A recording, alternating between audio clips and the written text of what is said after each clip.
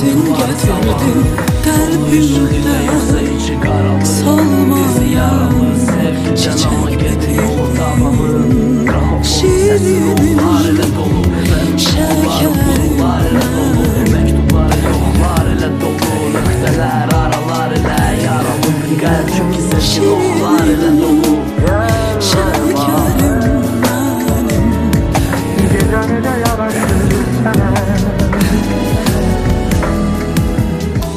Hilala gözlerine